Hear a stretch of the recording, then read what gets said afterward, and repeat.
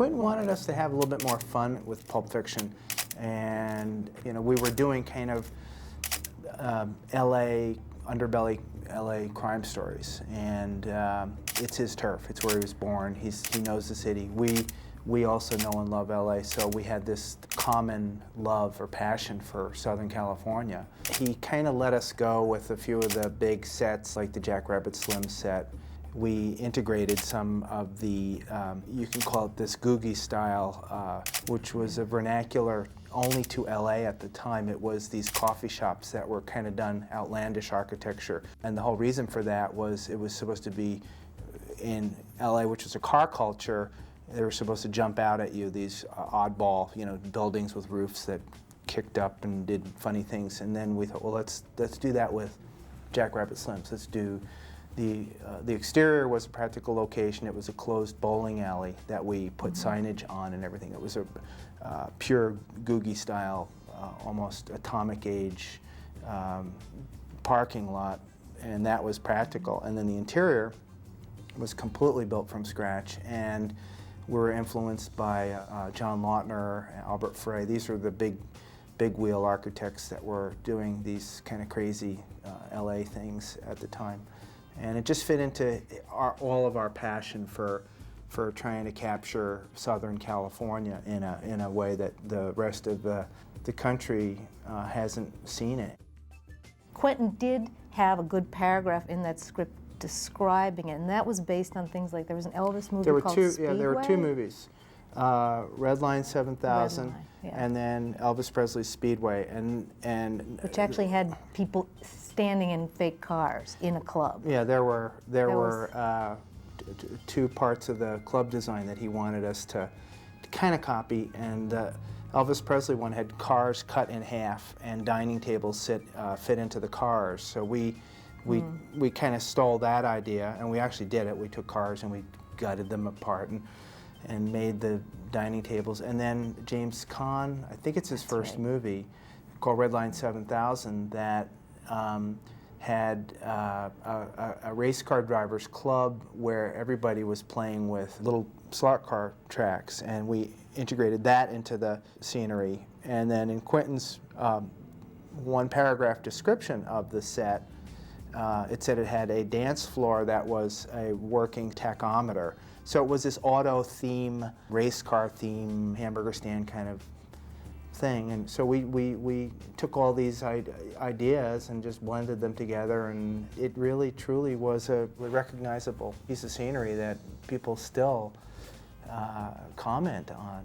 50% of the movie was scenery on a stage, and 50% was practical locations. Any other sets that come to your mind that were memorable? Well, that was of course the biggest. The other big ones we built were. We built the interior of the hotel room because it was working with Bruce Willis for a week. We did it, and we didn't want to have them be in a really scrappy hotel room. We built the interior of the hotel room. We had the Olympic Arena, which is where they shot Rocky. We had them hold the renovation for us to get walking down the hallways. So the Olympic Arena was used for the practical hallways, and when you go to introduce Bruce Willis, that was a little fitting room or changing room. Locker room. All those rooms were tiny, and we had to make it bigger.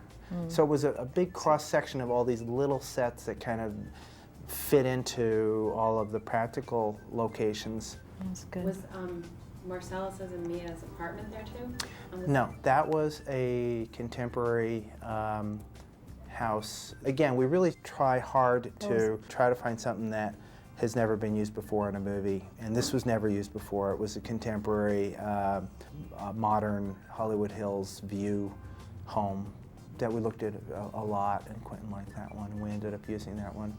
There was a little vignette room that we did build on the stage, and that was the control room where the Travolta character comes into Marcellus's house, and she's sort of monitoring him for the voice. Through speakers and all, and she's kind of at a control panel, and that was built in the warehouse. The hell was that? Car crash in the front of the Eric Stoltz character. We picked a small vernacular bungalow, and we had to add a porch, which then John Travolta's Chevy Malibu crashes into. And then the other kind of interesting set was the basement of the pawn shop. Pawn shop was a practical location, and that was in the San Fernando Valley, and there are no basements in the San Fernando Valley, so we right. had to build a little torture. And these were all kind of labyrinth together.